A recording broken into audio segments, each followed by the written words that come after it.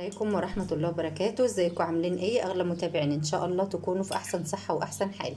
النهاردة ان شاء الله هنعمل مع بعض كده طبق سباكيتي او مكرونة سباكيتي بطريقة جميلة جدا باللحمة المفرومة ان شاء الله. الفيديو يعجبكم باذن الله. شايفين مستوية جدا اهي. وكمان بيبقى طعمها حلو قوي. وجبة جميلة جدا، اتمنى تجربوها ان شاء الله بطريقتي، وان شاء الله الفيديو يعجبكم باذن الله. قبل ما ندخل في الفيديو هنسمي الله ونصلي ونسلم على رسولنا الكريم عليه الصلاة والسلام، ونشوف عملنا المكرونة الجميلة دي ازاي. سلقة حلوة زي ما انتم شايفين كده اهي، طيبة جدا. وغسلتها غسلة نظيفة اهي زي ما انتم شايفين كده، عشان الولاد طبعا بيحبوا الاندومي، بس انا قلت اعمل لهم مكرونه سباكيتي كده بنص كيلو لحمه يتعشوا بيها، بتبقى اكله ووجبه جميله جدا. معانا لحمه مفرومه، معانا نص كيلو، معانا عصير طماطم، معانا طبعا بصلتين. دلوقتي هنبشر بقى البصل.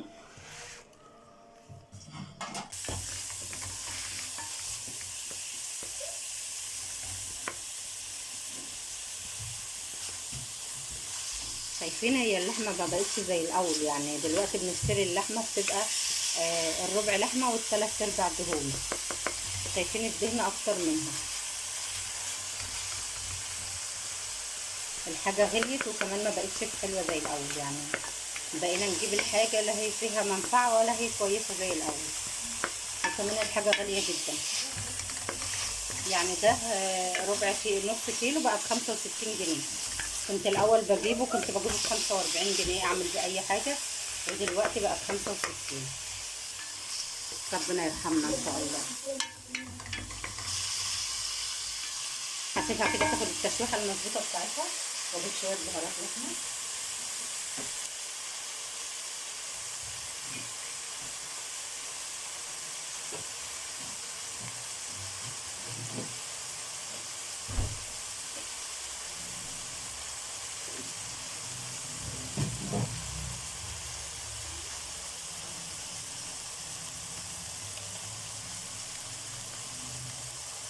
شويه بهارات لحمه اهو حلوين.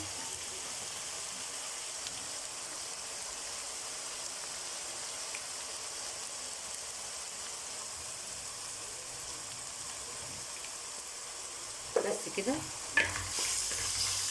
انا بحاول بس يعني ما اخليش كل الدهون دي، يعني بحاول احمرها كده في الدهون علشان خاطر ما يبقاش موجود معايا كل الدهون دي. بس كده هنزل بقى بالصلصه بتاعتي، او لو ما عندكيش طبعا مفيش احلى من الطماطم الفريش، بس لو ما عندكيش ممكن كيس صلصه، بتكون الوصفه دي حلوه قوي برده بالصلصه.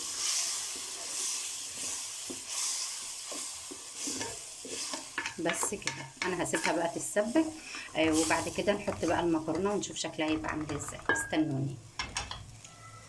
زي ما انتم شايفين بعد اللحمه بتاعتنا ما اتسبكت كده اهي، هننزل بقى بالمكرونه.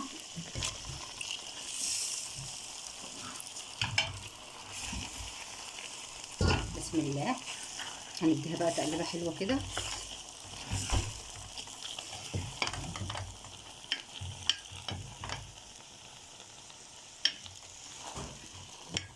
شايفين لونها جميل ازاي؟ تتسبك بس معانا، وبعد كده نقدمها بقى ونشوف شكلها هيبقى عامل ازاي. انا هغطي عليها كده حوالي 5 دقايق بس، مش اكتر من كده.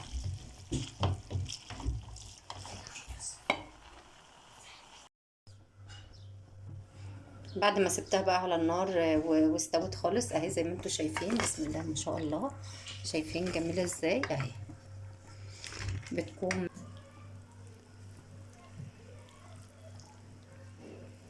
شايفين الجمال اهي.